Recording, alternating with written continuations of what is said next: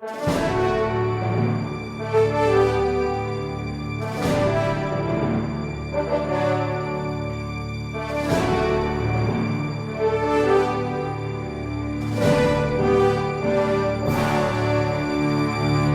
que Padre Pio apanhava do demônio? Bom, muitas pessoas se perguntam como explicar essa realidade de que o demônio, um anjo imaterial que não tem corpo, conseguisse agir na vida de Padre Pio e fazer com que ele sofresse agressões físicas. Bom, a primeira coisa nós devemos considerar o seguinte: trata-se de um fenômeno bastante raro, porém que existe na história da Igreja. Nós podemos encontrar, por exemplo, a narrativa da vida de Santo Antão do Egito, feita por Santo Atanásio, em que vemos que Santo Antão realmente sofria esse tipo de agressão. O próprio São João Maria Vianney, o cura d'Ars, padroeiro dos párocos, também sofria agressões físicas de Satanás. E assim, o Padre Pio. Bom, dentro das ações demoníacas, nós temos que classificar esse tipo de ataque como sendo uma obsessão. Veja, é um ataque extraordinário do demônio, não é como uma tentação comum. Mas também não é aquele ataque extraordinário que as pessoas estão mais acostumadas a falar, que é a possessão.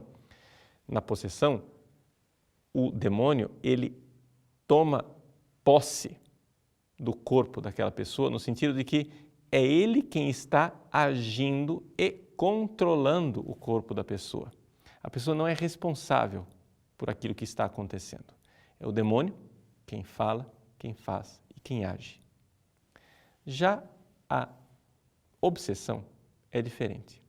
A obsessão é um ataque que visa enfraquecer a fé da pessoa. Ou seja, é uma tentação, só que é uma tentação potenciada, uma tentação mais forte, mais clara e com efeitos mais extraordinários. Eu não vou entrar aqui nos detalhes dos tipos de obsessão, porque isso precisamos abordar no nosso curso de demonologia. Mas eu posso, com toda clareza aqui, dizer uma coisa. Realmente, se existe esse tipo de ataque físico, ele tem uma razão. É querer atacar a alma da pessoa que é santa. Ou seja, o demônio, ele é certamente um invejoso. Ele olha para a fidelidade daquele santo, como o Padre Pio, vê que aquele homem realiza um ministério extraordinário, que ele está fazendo algo que para o demônio é terrível, salvando muitas almas e tornando-se ele mesmo uma alma virtuosa e cheia de Deus. É assim então que o demônio ataca por inveja. Mas o demônio, de uma forma geral, ele não tem esse poder. Se ele consegue atacar, é porque então entra aqui uma realidade ainda mais misteriosa, que é a permissão divina. Esse tipo de ataque demoníaco só ocorre quando Deus o permite. Nós podemos ficar escandalizados e nos perguntar, mas por que Deus permitiria uma coisa dessas? Mas trata-se de uma eleição, trata-se de uma escolha, trata-se de santos com uma missão especial dentro da igreja, em que Deus permite que eles sejam atacados, que sejam vexados pelo demônio desta forma. E porque Deus conhece aquelas almas e sabe o amor que elas têm.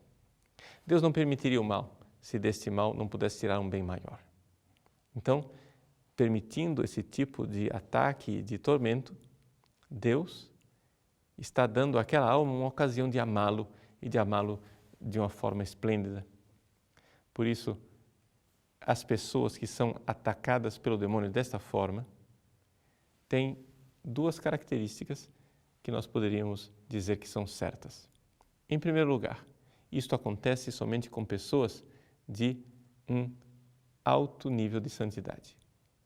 Portanto, os diretores espirituais fiquem tranquilos. Esse tipo de obsessão só irá acontecer com dirigidos espirituais que têm um grau de santidade muito grande. Portanto, infelizmente, uma coisa rara, porque a santidade, nesse grau, é uma realidade rara. Em segundo lugar, porque aqui Deus quer um amor e uma missão especial daquela alma. Trata-se de uma configuração especial a nosso Senhor Jesus Cristo, que lutou com o demônio. Para nós entendermos um pouco qual é a ideia de Deus que está por trás, qual é o plano de Deus que está por trás ao permitir esse tipo de coisa, eu gostaria de contar uma pequena história que está nos ditos dos Santos Padres a respeito de Santo Antão.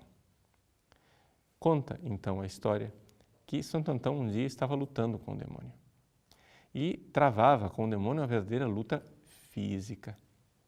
Santo Antão, então, invocou a presença de Nosso Senhor, clamou por Jesus.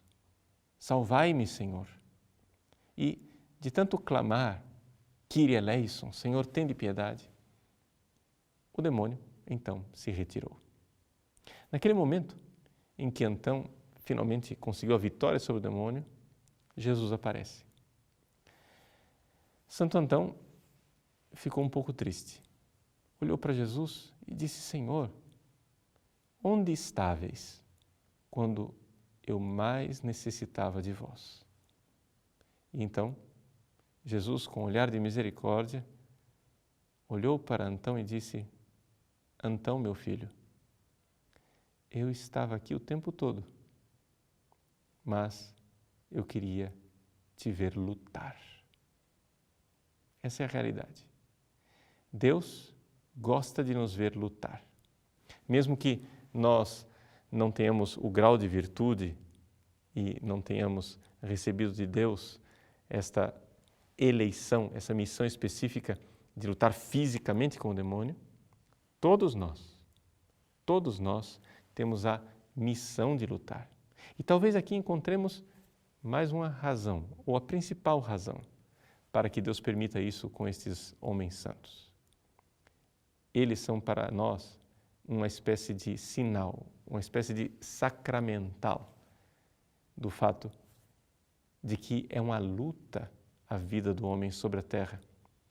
E se eles travaram essas lutas físicas, nós, que não temos a mesma eleição e não temos a mesma santidade, devemos, porém, ficar atentos, porque também nós devemos lutar. E é nessa luta que nós podemos manifestar para Jesus o nosso amor. Portanto, se você luta e luta constantemente, você está demonstrando o seu amor por Cristo. Não existe uma outra maneira de nós mostrarmos aqui nessa terra o nosso amor por Jesus, a não ser sendo firmes e fortes na luta contra a maldade e entregando a nossa vida, mesmo que isso nos custe sofrimento.